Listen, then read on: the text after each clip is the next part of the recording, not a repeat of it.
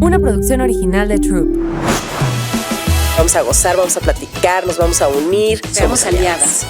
Y en ese camino, en esos 17 años, yo no podría, si hoy me estuvieras haciendo esa entrevista que me hiciste hace 17 años, si me hubieras dicho, algún día vas a ver a tu mamá votar y siendo votadas, algún día vas a ver a tu hermana decidiendo por su historia, algún día vas a ver a las mujeres de tu comunidad sentadas en la cancha municipal, algún día vas a ver a las mujeres o a las jóvenes de tu comunidad jugando básquetbol, que a lo mejor que muchas de las que estamos aquí de manera automática lo tenemos y no lo hemos dimensionado. Por eso es tan importante plasmar las historias de estas líderes y de estas aliadas, más allá de que si estoy o no estoy, porque la historia nos tiene que recordar cuánto trabajo nos ha costado llegar. No se nos ha regalado nada. Algunas hemos arrebatado más cosas, hasta el derecho de sentarnos en una silla porque nacimos con el no. Y gracias, Paola, por plasmar esta historia, por gritar a las jóvenes a que tenemos que ir a arrebatar por nuestros espacios. Y arrebatar no es un término de soberbia, como yo te lo decía en el libro, es ocupar lo que nos corresponde. Y si no les gusta al mundo, pues ni modos, pónganse lente y no nos vean, y la queso, la que soporte, dice la chaviza, ¿verdad? Así que muchas gracias, mi Pau.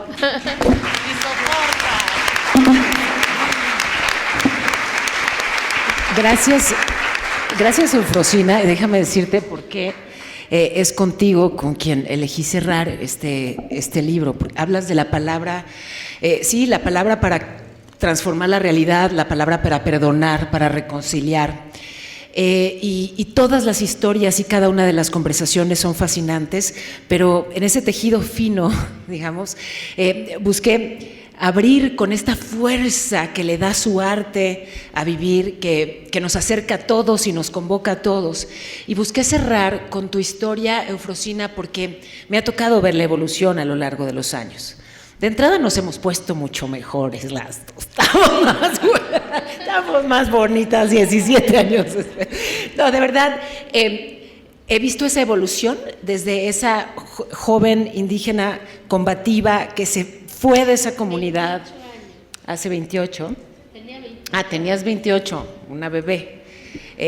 Bueno, y cuando me cuentas que regresaste a esa comunidad que te expulsó, esa comunidad que le quitó a su hermana su infancia y que la casó de niña y que la convirtió en madre a los 12 años, esa comunidad que no les permitía hablar a las mujeres. Regresaste ahí y hablaste con esos hombres y se reconciliaron, ¿no? ¿Por qué? Porque también ellos con los años aprendieron y entendieron y usaron la palabra todos para eso, tejer perdón, ¿no? Construir con amor, con entendimiento, con comprensión, con paciencia, porque son muchos cambios y muy repentinos, ¿no? Hay que ponerle cariñito y paciencia. Es que me dijeras, yo ya me reconcilié con esos hombres de mi comunidad, dije, ese es el círculo al que los convoco a todos a cerrar, ¿no? O sea, claro que toca arrebatar, claro que toca abrir caminos. ¿Por qué? Porque son nuestros caminos y nos los habían cerrado. Pero ojalá, y eso yo sé que es algo que comparten, que podamos ver, digamos, al final de esa lucha, una llegada amorosa, un final en el que sí nos entendemos y sí construimos juntos todos una realidad más armónica. Así que por eso estás en ese cierre, y saben que podrían, sobre todo en esta mesa, no solamente decir líderes y aliadas, sino decir también amigas. Yo sí quiero decirles que, pues además las quiero mucho, las quiero mucho. Y me acuerdo cuando empecé en el periodismo, que tenía yo un jefe muy idiota que me decía, es que no te puedes vincular emocionalmente, ¿no? O sea, cada vez que cubres un desastre natural te dejas ahí el corazón ¿no? Y de allá chille y entrevistas, y qué bueno que no le hice caso. O sea, celebro haber sido una necia que no le hizo caso y que sí se vincula emocionalmente, sobre todo con genias como ustedes, ¿no? Que gracias a que abrí mi corazón para no solamente escucharlas y compartir su historia, sino para de verdad llenarme el alma con sus enseñanzas y con sus lecciones y con su camino, gracias a que las quiero, creo que ha sido pues todavía más hermoso el recorrido, así que qué bueno que no le hice caso a ese señor.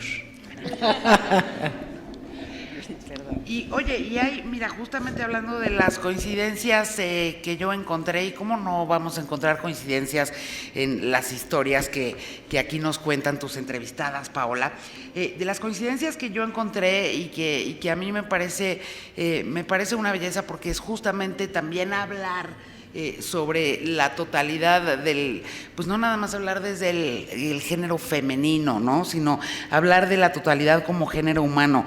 Y tanto en la historia de Vivir como en la historia de Eufrosina, que te comparten en este libro maravilloso, Paola, las dos cuentan la historia de estos dos hombres, maestros suyos, que fueron también grandes aliados sin que siquiera ellos lo supieran o lo pensaran de esa forma, pero también fueron grandes aliados y grandes formadores en la biografía de ambas.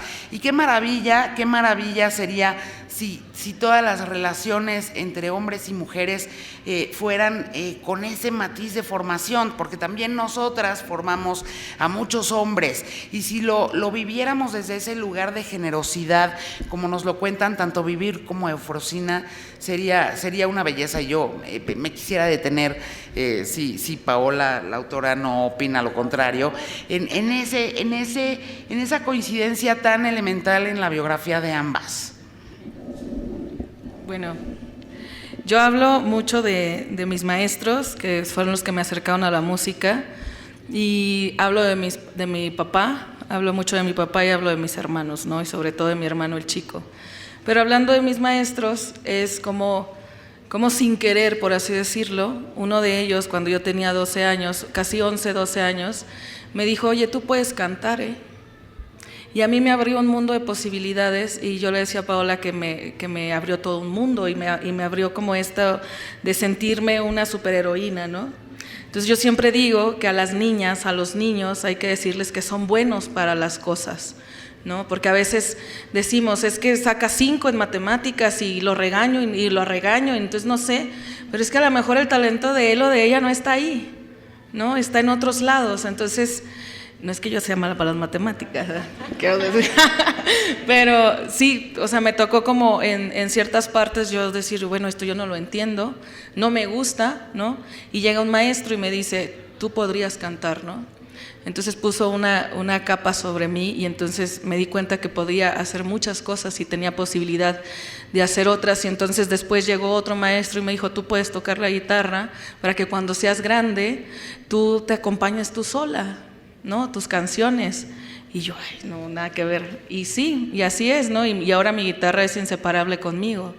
Y también entonces entra en este juego y en esta vida y en esta dinámica mi papá, que mi papá es un señor que ahorita tiene 81 años, y que él es un señor súper amoroso, súper comunicativo, que besa a mis hermanos, ¿no? Y que me abraza a mí y me besa a mí también. Y yo le decía mucho eso a Paola, o sea, yo veo a mi papá y a mis hermanos tener este vínculo fuerte de amor, ¿no? No este vínculo de, bueno, te pego porque es mi única manera de demostrar amor, ¿no? No, sí te voy a demostrar amor, porque justo de lo que yo hablo en la entrevista con Paola es que muchas veces estigmatizamos el amor, de que el amor solo es para la pareja, ¿no? O de que los besos, besar a alguien, es acercarme a él y solamente es para la pareja, ¿no? Entonces, no, si tuviéramos más amor en el mundo, si tuviéramos más amor en México, existiría menos violencia, ¿no? ¿Por qué? Porque cuando te sientes amada y te sientes amado, difícilmente tú vas a ejercer violencia sobre alguien, y difícilmente vas a dejar que ejerzan violencia sobre ti.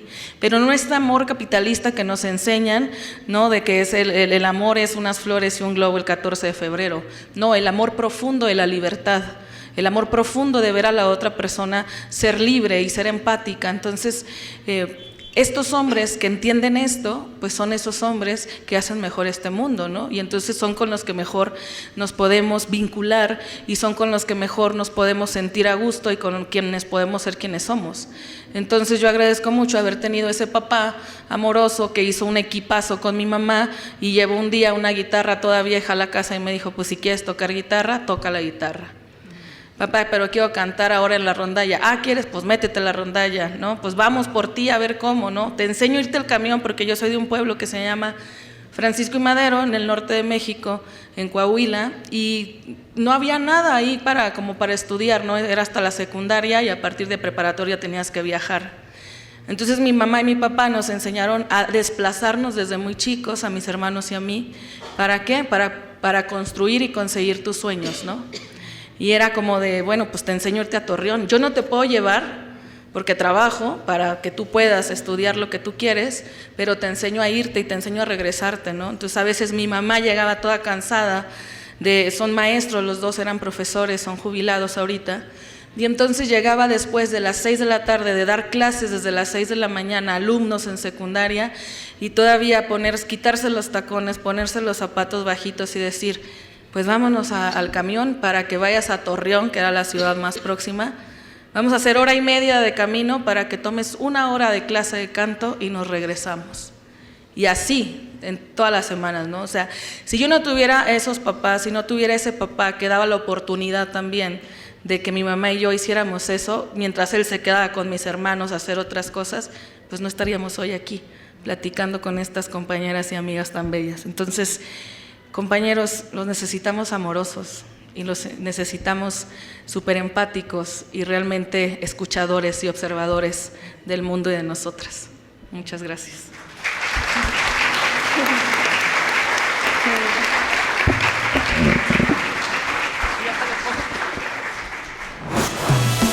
Vamos a gozar, vamos a platicar, nos vamos a unir. Seamos aliadas. Una producción original de Troop.